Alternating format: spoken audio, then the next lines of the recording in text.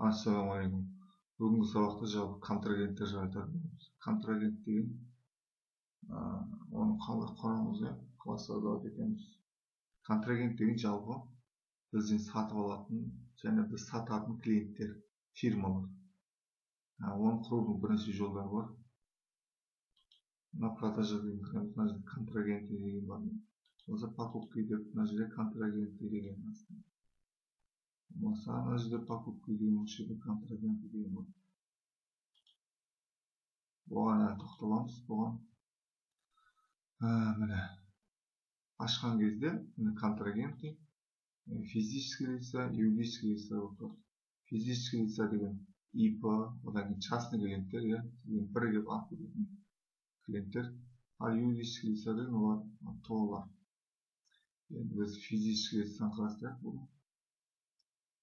Физические лица басамыз, міне контрагент, міне соның ішінде физические лица, юридические лица деген екеуі соның ішінде контрагент ішінде тұр. Мына нені бассаңыз, екеуі кіріп келеді. Айтсаңыз, міне шығарып осының ішінде тұр екеуі. Енді физические лица деген кіреміз ішіне. Осы жерден папка создавать етсек болады. Осының ішіне, немесе сразу контрагентті осы жерден создавать етсек болады. Енді мынандай жағдай болуы мүмкін. Сіздерде біреулеріңіз жұмыс істеп жатқан шығарсыздар, біреулеріңіз енді жұмыс істеп шығарсыздар. Сіздерге айтады бастықтарыңыз. Маған сіздерде торговый представитель болуы мүмкін, или продавец болуы мүмкін. Солардың продажасын шығарып бер дейді айдың аяғында. Солар мысалы бір торговый представитель сіздерге сол неше продажа жасады деуі мүмкін да осы айға. Соны маған продажасын шығарып бер деп. Сіздерге оңай болу үшін, оның продажасын қанша жасап білу үшін, осының ішіне сіздерге папка создавать ету керек болады. Осы физический лица деген басасыздар, соның ішіне папка создавать, папка дейсіздер. Енді жазайық. Мысалға, сіздерде Марат деген торговый бар. Марат. Мысал ғой, бұның бар. Торговый представитель, мысалға. Енді Мараттың клиенттері бар. Мына ішіне кіріңіздер да міне. Көрдіңіз ба? Контрагент ішіне физический лица, физический лицаның ішіне Марат өтеді. Енді Маратта тұрмыз. Осыған енді тауып етеміз контрагент. Мысалға, Мараттың клиенті бар. ИП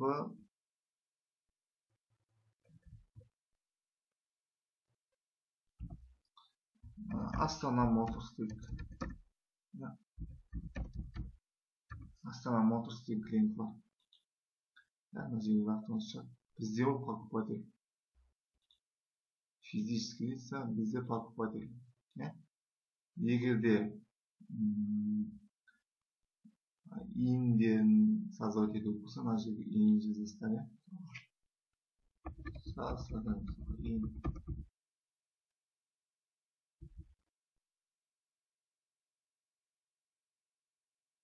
Мысалға серийный, налоговыйдың өзі серийный нөмірлер болады. Сериясы, нөмірі, қай кезде не қылды, соның барлығын жазу керексіздер. Егер жазу керек болса. Записать дейсіздер. Покупатель, поставщик, контрагент, мына жерге контакты, мына жерге адрестерін жазсаңыз болады. Юридический адрес. Мысалға, областы, район, город, мысалы, город бізде, город, Алматы дейік. Район болса, облыс болса, облысын жазасыздар. Мысалы, улица, мысалы, Шемякина.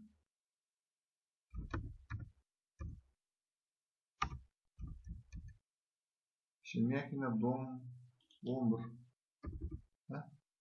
Осылаймен.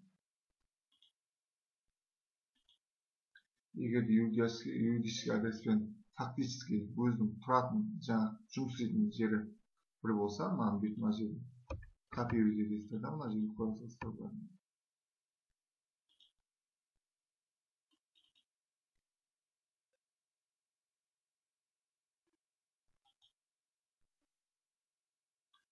Так, заполнять.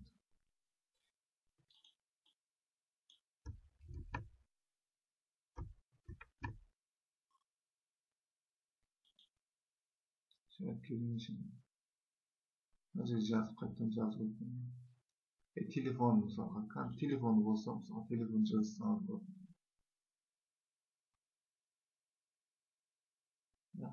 Мына жерге рабочий болып, мына жерге телефон жазып қойсаңыз да болады мысалға.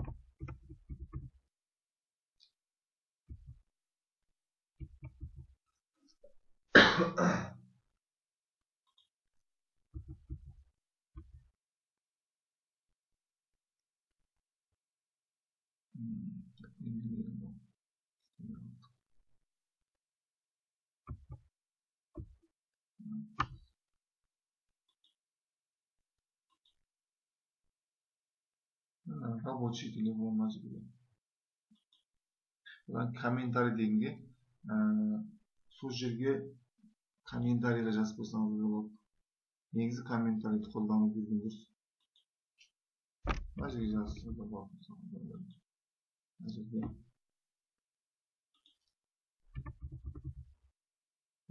осындай деп нөмір жазып қойсаңыз болады. Кодқа мысалы рабочий болатын болса,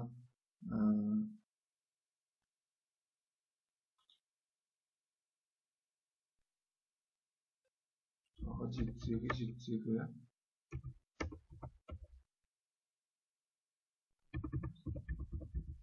Осылай нөмір жазып қойсаңыз да болады. Одан кейін келесі мына жерге. Егер де банковский счеттары болса, мына жерге толтырасыздар банковский счетін. Мысалға, Сатев банк, KZ дегеннен бастап, несі счеті. Английский емегіне. KZ осынша нөмірлері болады. Дата открытие деген егер ашқан уақыты, жаңа счет ашқан уақыты. Окей дейсіздер. Мына жерге договорға кірістіреді. Екі контрагент арасында договор. Мына жерге без договора с покупателем болады. Яғни бізден сатып алушы.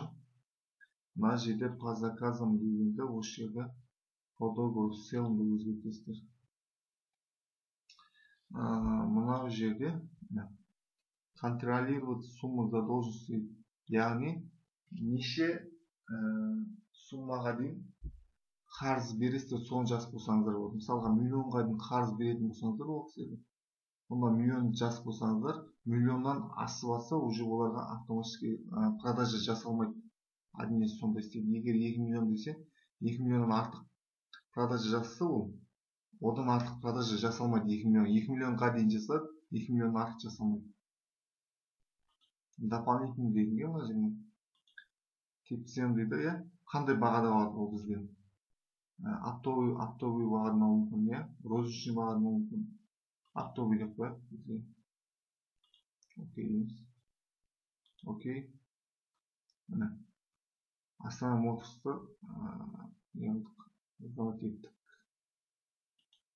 Енді тағы бір көрейік.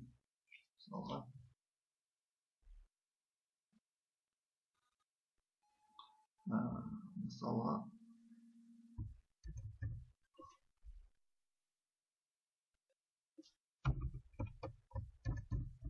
асыл дейік.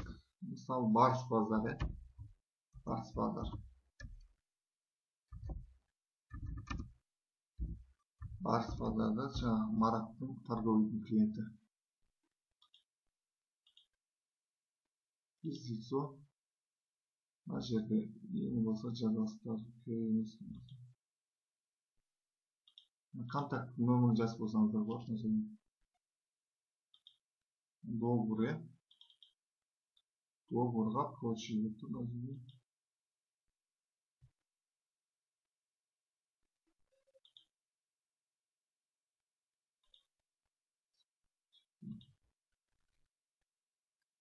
Покупатель белгіленіп көрдіңіз ма? Ана жерде прочие деп шығып отырса.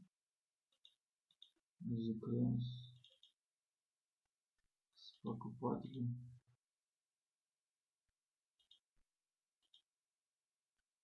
покупатель ол бізде покупатель дейміз. Продолжить в целом дейсіз. Записать дополнительный жерге розничный берейік, розничный береміз. Мараттың екі контрагентті создавать еттік. Енді физический лицаның ішіне өзіне создавать етейік, Маратқа емес.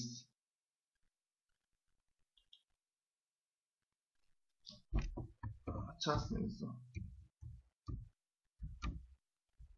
Частный лицо деген, яғни сіздерден бір алады, яғни танымайтын сонда клиенттер да частный лицо.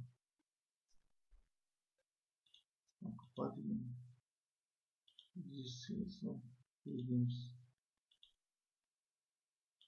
Яғни онда частный лицода ешқандай банк пен несі болмайды.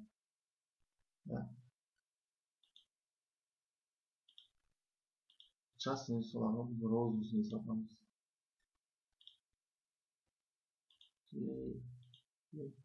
Частный лицо.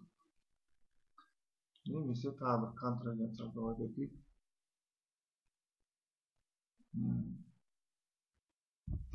ИП мысалға.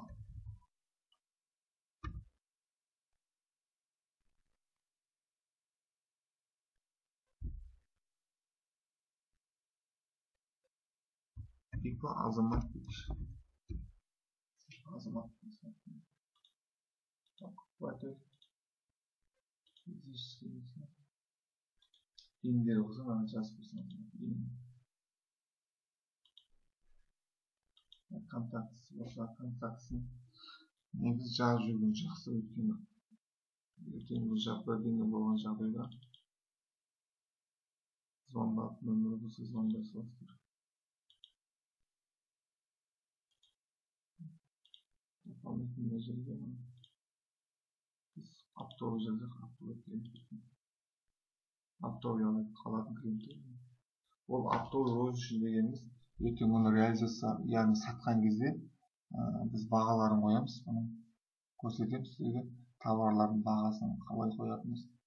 Сол кезде автоматически өзі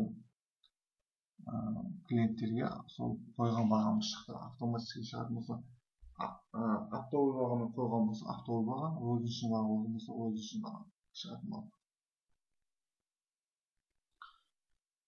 Яғни бүгін міне осылай контрагенттер создавать еттік. Жалпы оны контрагенттерді реализация жасаған кезде, покупка жасаған кезде де создавать ете береміз.